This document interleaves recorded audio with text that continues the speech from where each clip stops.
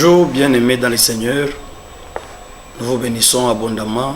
Nous sommes là toujours dans le cadre de notre séance où nous sommes en train de parler des signes par lesquels on reconnaît celui qui a déjà rencontré le Seigneur Jésus. C'est un enseignement que nous avons commencé il y a longtemps et nous sommes en train de continuer. La fois passée, nous avons eu à vous expliquer certains versets dans la Bible sur lesquels beaucoup de gens se basent pour dire que ce n'est pas possible de mener une vie sans péché. Pourquoi? Parce que le premier signe par lequel on reconnaît celui qui a déjà rencontré Jésus, c'est par une vie sans péché. Alors j'essaie un peu, comme je l'avais promis, de prendre certains versets, mais on n'a pas pris tous les versets, mais on a pris d'abord quelques versets, là où nous avons expliqué pour faire comprendre même la pensée.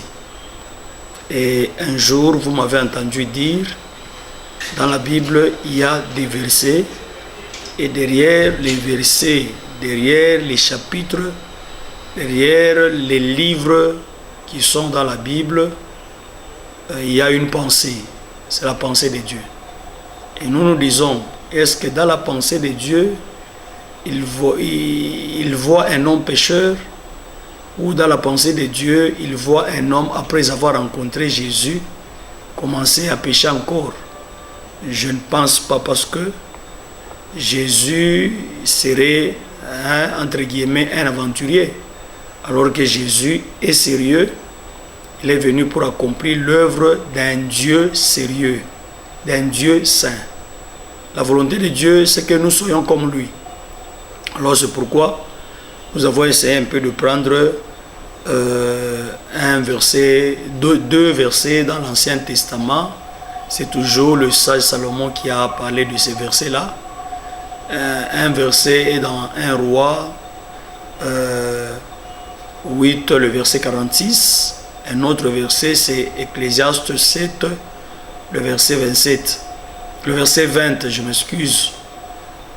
C'est Salomon qui dit, par rapport à la dédicace du temple, que c'est lui, tous ceux qui pécheront viendront pour prier devant le temple, parce qu'il n'y a personne qui ne pêche pas.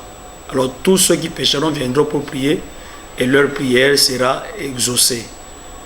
Maintenant, dans Ecclésiaste, Salomon parle qu'il y a des hommes justes. Donc, en son temps, il y avait des hommes justes, mais qui péchaient. Donc pour lui, il n'a jamais vu un homme juste et qui ne pêche pas.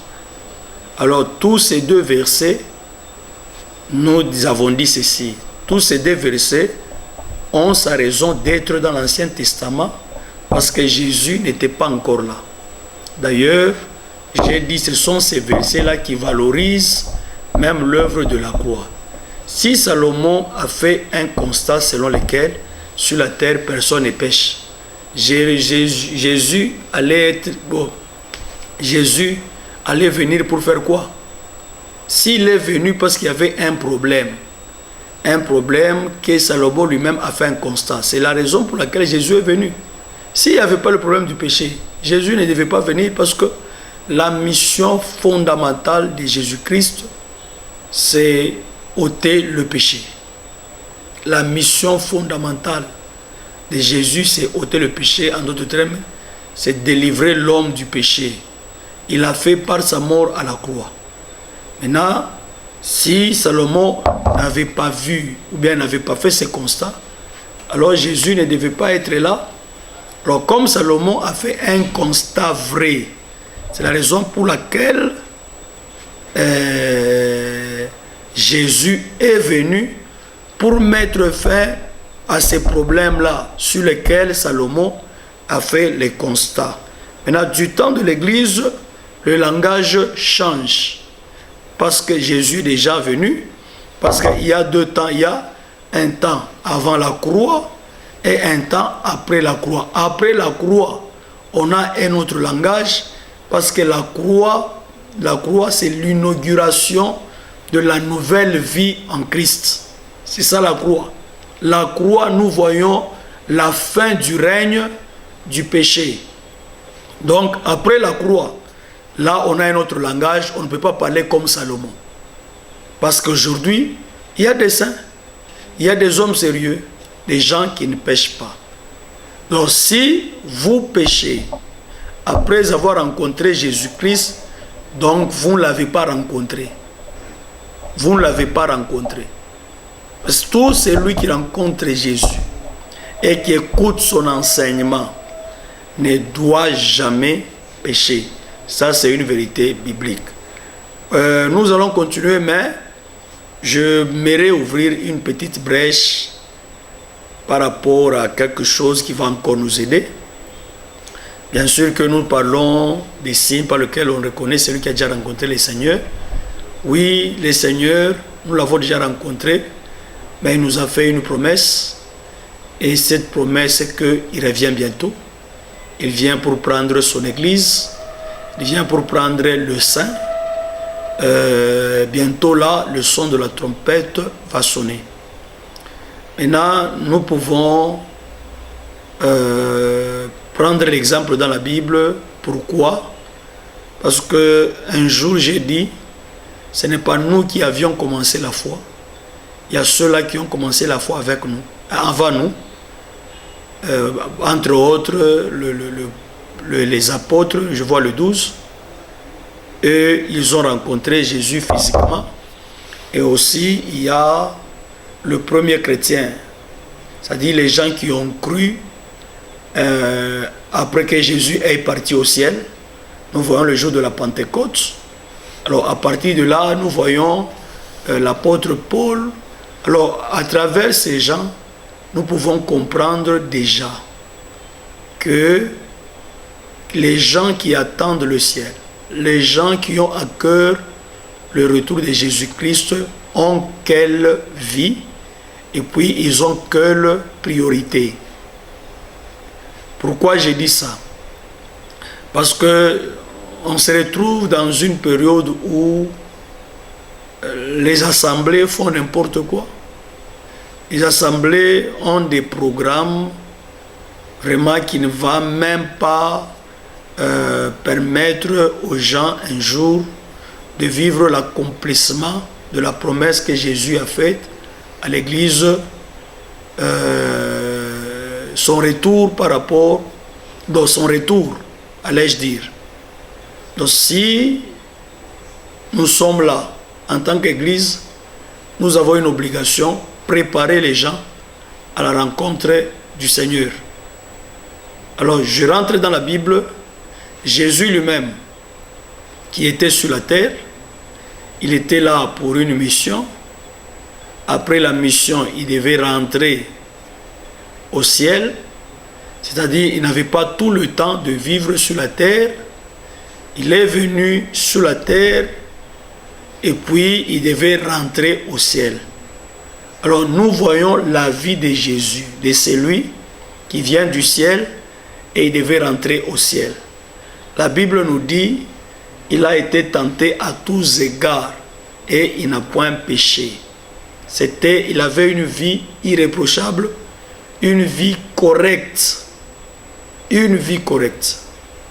Maintenant, la Bible dit, celui qui est né de Dieu ne pêche pas. De la même manière que Jésus est né de Dieu, c'est comme ça aussi nous naissons de Dieu. C'est pourquoi nous sommes appelés enfants de Dieu.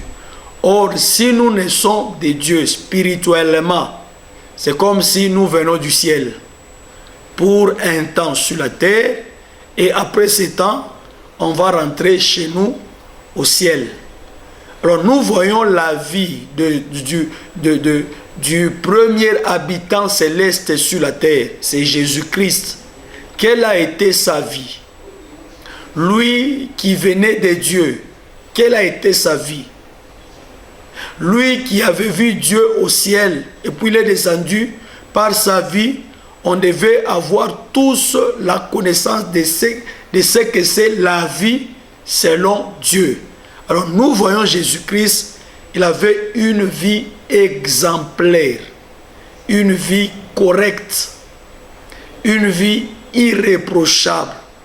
Pas seulement cette vie, en lui il avait la pensée de rentrer un jour chez son Père, et nous voyons quelle a été sa priorité. Sa priorité, c'était la mission. Et comment est-ce que Jésus a accompli la mission? Il était conscient de la mission que Dieu lui a confiée. Et nous voyons comment Jésus a accompli sa mission. À part d'abord la mission de la croix, je vois la mission qu'il a accomplie lorsqu'il était encore dans ce corps, il était en train de marcher, lorsqu'il vivait à Jérusalem et en Israël. Nous voyons que Jésus avait la mission de former les disciples.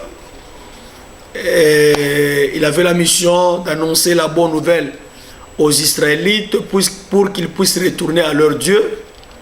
Alors nous voyons tout ça. Alors Jésus enseignait du matin jusqu'au soir. Là, c'est l'activité de celui. D'abord, il est un encadreur parce qu'il encadrait les disciples. Alors, dans sa tête, Jésus-Christ avait la pensée de retourner un jour au ciel. Maintenant, comme il n'avait pas beaucoup de temps sur la terre, il devait faire un travail sérieux dans un laps de temps. C'est pourquoi il a pris tout son temps pour enseigner. Il a enseigné presque 3 ans et quelques mois. Il était là, présent. Il a enseigné du matin jusqu'au soir. Et nous voyons en Jésus, il avait vraiment la pensée de retourner chez son Père et aussi il avait la conscience de la mission. C'est pourquoi il s'est donné entièrement à la mission de former les disciples en enseignant chaque jour. Le soir, la nuit, il va à la montagne pour prier. Très tôt le matin, il descend, il commence son travail. Alors, nous prenons un autre échantillon des habitants célestes. Après Jésus, nous voyons les apôtres avec l'Église, quand l'Église a commencé. Les apôtres aussi avaient le même régime que Jésus-Christ. Et ce que j'ai compris, Jésus-Christ, il est le premier à avoir le Saint-Esprit en lui. Et le travail qu'il était en train de faire, c'était l'œuvre du Saint-Esprit. Maintenant, nous pouvons déjà comprendre quel est le régime dans lequel le Saint-Esprit travaille. C'est comme ça, Jésus travaillait presque toute la journée et chaque jour. Après qu'il est parti, nous voyons les apôtres. Ce sont les deuxièmes échantillons des habitants célestes. Les apôtres ont commencé aussi à servir le Seigneur. On voit qu'est-ce qu'ils avaient comme régime. Chaque jour, Pierre enseignait. La Bible nous dit dans Actes des Apôtres 2, le verset 46, que le premier chrétien était assidu au temple chaque jour. Il persévérait dans l'enseignement. Alors on comprend déjà qu'après Jésus, le deuxième à avoir reçu le Saint-Esprit en eux, ce sont les apôtres. Alors quel a été le régime des apôtres? Ils travaillaient chaque jour, ils enseignaient chaque jour. Les apôtres, ils ont reçu presque à la fin de la vie de Jésus, ils ont reçu une promesse. Jésus leur dit, je m'en vais vous préparer une place, je reviendrai pour vous prendre. Ils sont restés. Et puis, pas seulement, il leur a fait cette promesse, mais aussi, il leur a donné il leur a confié une mission. Laquelle mission est de former les disciples dans toutes les nations. Alors les apôtres sont restés. Ils ont commencé leur service, la formation des disciples, et ils ont pris tout leur temps pour faire ce travail. C'est pour vous dire quoi? Aujourd'hui, j'ai compris une chose, que là où on n'enseigne pas beaucoup, les pasteurs qui ne prennent pas tout son temps pour enseigner, ça prouve qu'il a déjà perdu la conscience du retour de Jésus et il a déjà perdu la conscience de la mission. Parce que c'est impossible de préparer les gens à la rencontre du Seigneur si on ne prend pas tout le temps pour enseigner. C'est impossible. D'ailleurs, le travail du pasteur, c'est paître les brebis du Seigneur afin qu'elles soient prêtes pour l'enlèvement. Et le berger doit prendre tout son temps pour faire ce travail-là. Alors, si vous vous retrouvez dans une assemblée, on enseigne 30 minutes juste le mercredi et tout le reste de la semaine, les gens sont en train de faire n'importe quoi. Ils vont se rencontrer encore le dimanche pour peut-être chanter pendant 3 heures et enseigner pendant 45 minutes. Ça prouve que l'église n'est pas prête pour aller au ciel. Même si le son de la trompette sonnait aujourd'hui, ces genres d'assemblées ne vont pas vivre l'accomplissement de la promesse du retour de Jésus. Parce que le pasteur a déjà perdu la conscience du retour de Jésus et aussi la conscience de la mission. Le fait que l'apôtre Pierre, il était conscient du retour de Jésus. Parce que Jésus n'a pas précisé le temps. Il dit, je m'en vais vous préparer une place, je reviens vous prendre. Mais il n'a pas précisé le temps. Alors l'apôtre, pour lui, Jésus peut venir à tout moment. Alors on doit travailler de manière à ce que nous puissions atteindre les objectifs pour lesquels il nous a confié la mission. Alors nous voyons aujourd'hui, oui, les gens que le Saint-Esprit a établis, mais qui ne sont pas conscients de leur mission. Et je vous dis, pas seulement Pierre, nous pouvons prendre Paul, quand lui aussi a commencé l'exercice de son ministère. Voyez dans les Actes des Apôtres, partout où l'apôtre Paul passait, quel est le régime d'enseignement que l'apôtre avait. C'est pourquoi, je dis souvent, les modèles que nous avons dans la Bible pour nous, l'Église, c'est Jésus, Pierre et Paul, et puis les Timothée et autres. D'abord ces trois. Et si nous pouvons avoir l'idée de la manière dont on sert le Seigneur, nous pouvons avoir l'idée des gens qui attendent le ciel. Nous pouvons avoir l'idée des gens qui sont conscients de leur mission. Nous les verrons par ces trois. Jésus-Christ, Pierre et Paul.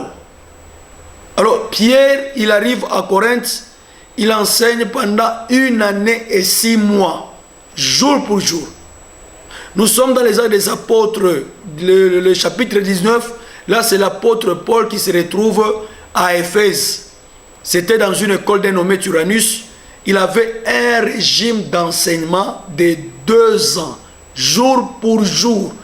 Pourquoi? En lui, il y avait la conscience du retour de Jésus et il y avait la conscience de la mission. Ça c'est très important parce que si on n'enseigne pas, ou celui à qui on a donné la responsabilité des brebis n'enseigne pas, ça prouve qu'il a déjà perdu cette conscience du retour de Jésus et même la conscience de la mission. Maintenant, imaginez-vous, aujourd'hui, nous avons un berger qui a une autre occupation telle qu'un berger qui se retrouve dans une société, directeur d'une entreprise. Je me demande comment est-ce qu'il va préparer les brebis à la rencontre du Seigneur. Parce que d'abord, le travail lui prend tout son temps, ou bien la société lui prend presque tout son temps. Comment est-ce qu'il va préparer ces gens? On comprend pourquoi aujourd'hui, on a des assemblées où les gens continuent toujours à pécher. Parce qu'ils ne sont pas dans ce régime-là, un régime qui va leur permettre de se maintenir dans le voie du Seigneur, de se maintenir dans la vie de sainteté. Donc ça c'est très important et nous ne pouvons pas avoir notre régime alors que le régime déjà du Saint-Esprit est bien défini dans les Saintes Écritures. Nous disons merci, que mon Dieu vous bénisse. Nous allons continuer à la fois prochaine.